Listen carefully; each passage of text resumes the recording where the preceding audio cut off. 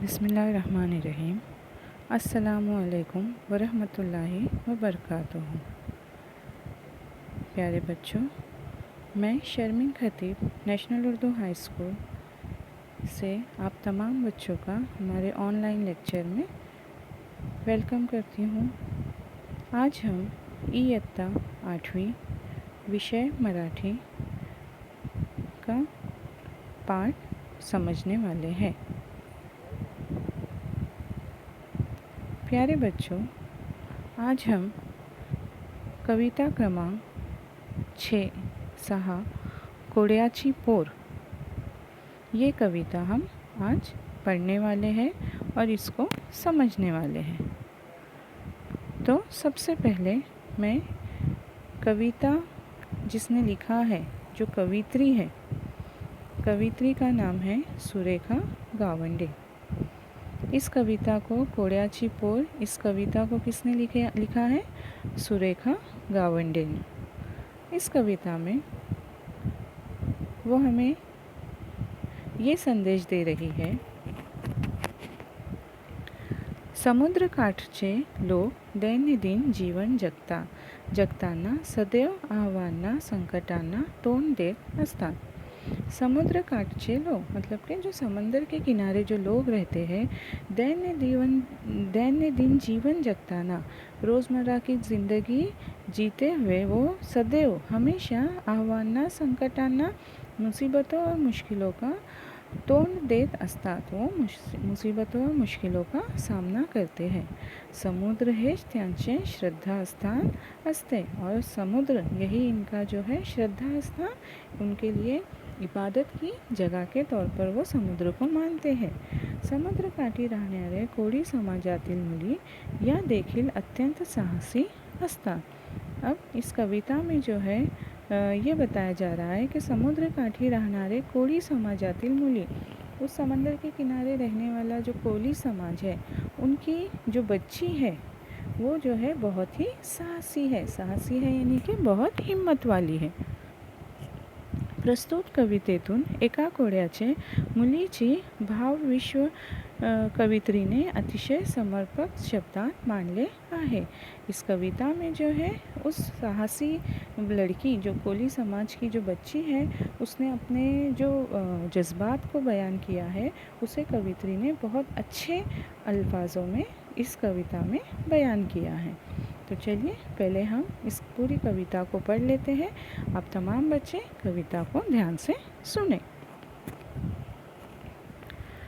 मी कोड्याची ग बाई कोड्याची पोर, कपाळावर माझ्या चंद्राची कोर, ग बाई मी कोड्याची पोर, दर्याला आलं तुफान, पाहून ग होते बेभान, तुफानी दर्याची उसळत्या लाटांची नाही हो मला कसलीच डर, होरी चालवते वलई मारुनी, पुढे नेते मी लाटा सारुनी, टाकूनी फासे विकूनी मासे, संसार चाले हा दर्यावर, सोन्याचे मळवणी नारळाला, बाई अर्पण करते सागराला, कोडीवाडा उजडे पुनवेला, पूजा सागराची चाले जीवनभर, मी कोड्याची ग बाई कोड्याची पोर, कपाळावर माझ्या चंद्राची कोर, ग बाई मी कोड्याची पोर।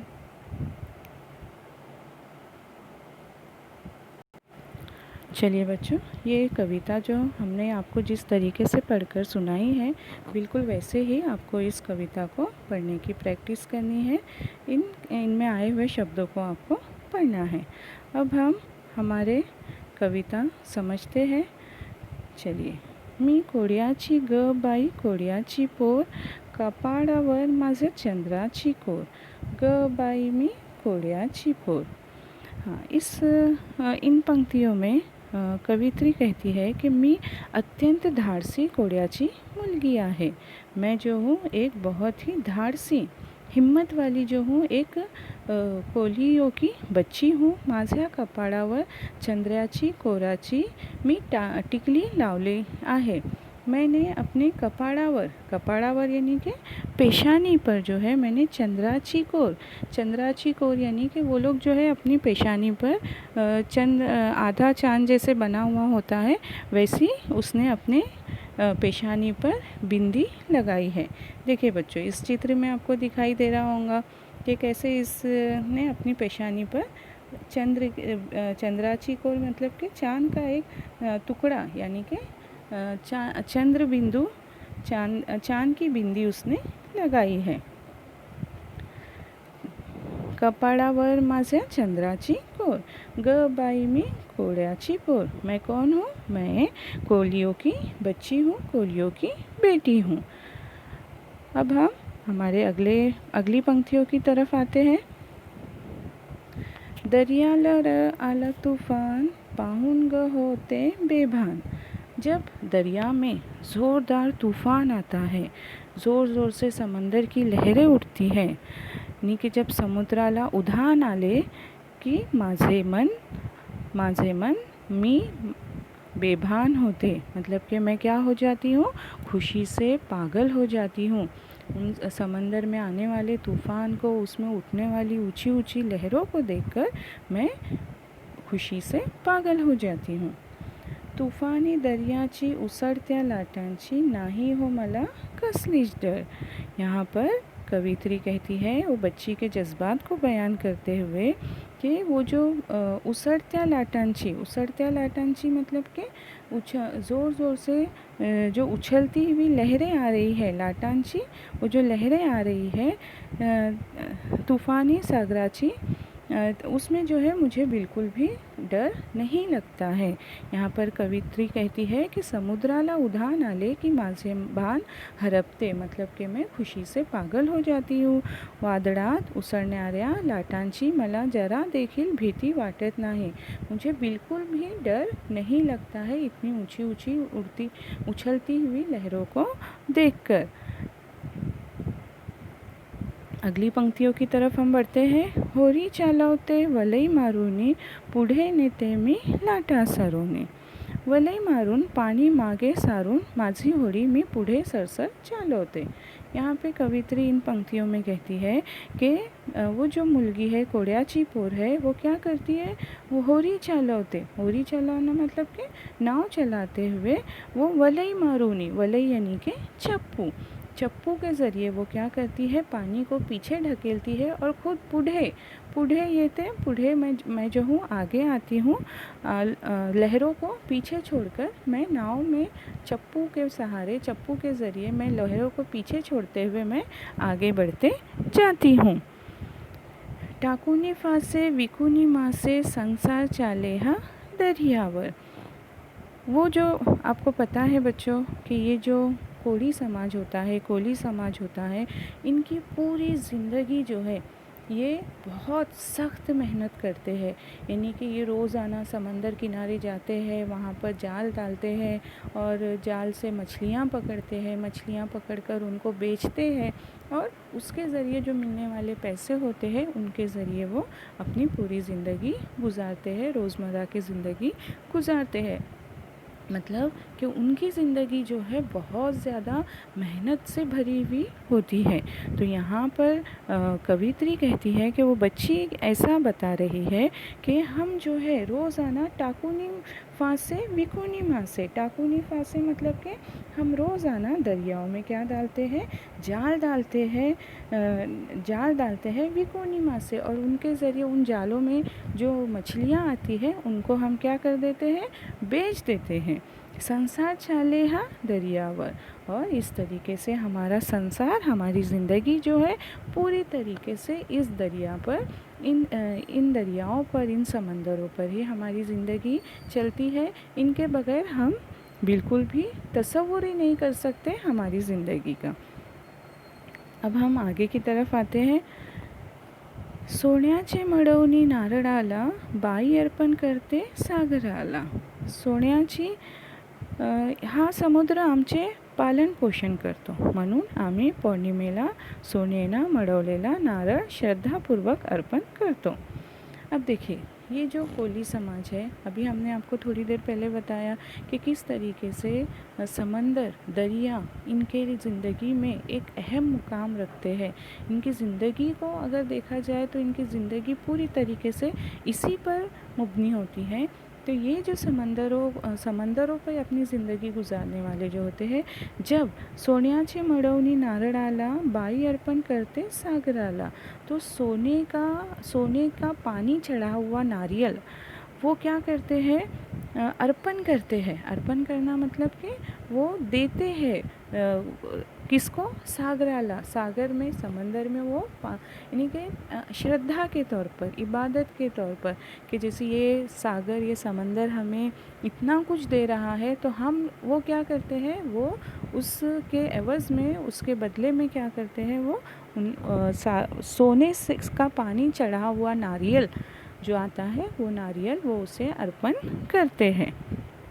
कोळीवाडा उजड़े पुनवेला, पूजा सागराची चले जीवन भर। अब देखिए बच्चों, आपने नारळ पूर्णिमा ये त्यौहार सुना होगा, इसका नाम सुना होगा।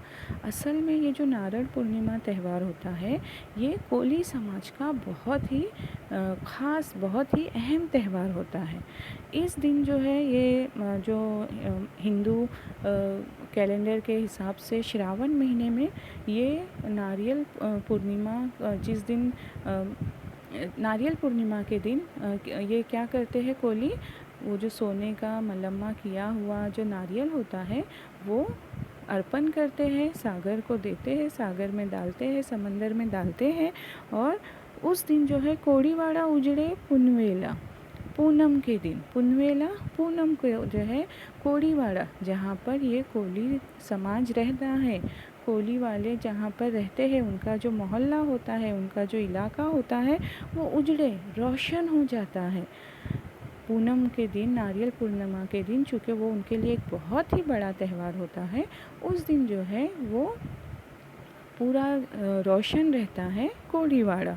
पूजा सागराची चले जीवन भर, और वो जो है अपनी पूरी ज़िंदगी जो है सागर की पूजा, समंदर की पूजा करते हुए गुजार देते हैं। हंसी खुशी से जो है वो वहाँ पर रहते हैं। तो यहाँ पर कवित्री क्या कह रही है कि हा समुद्र आमचे पालन पोषण करतो, म्हणून आम्ही पौर्णिमेला सोन्याने मडवलेला नारळ श्रद्धापूर्वक अर्पण करतो।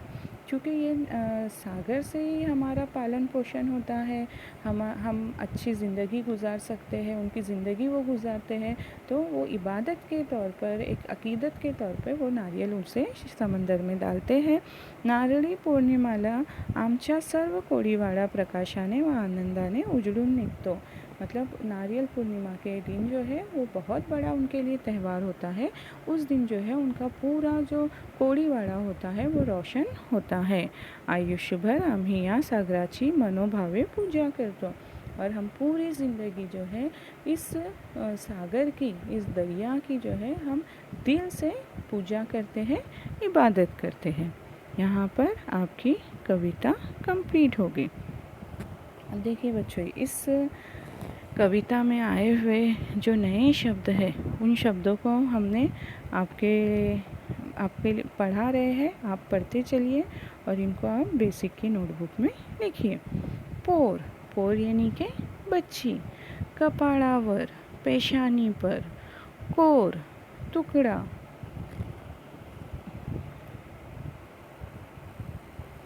बेभान, खुशी से पागल होना, उसड़त्या, उछलती हुई, लाटा, लहरें, वलई, चप्पू, विकुनी, बेचकर, मड़ौनी, मलम्माकारी, उजड़े, रोशन होना, पुनवेला, पूनम को। यहाँ पर जो है आपको ये कविता के नए जो शब्द आए हैं वो शब्द हमने आपको बताए। आप इन शब्दों के मानी के साथ इसे याद कीजिए और बेसिक की कॉपी में लिखें। इंशाल्लाह अगले पीरियड में हम अगला पाठ पढ़ेंगे। तब तक के लिए अल्लाह हाफिज़।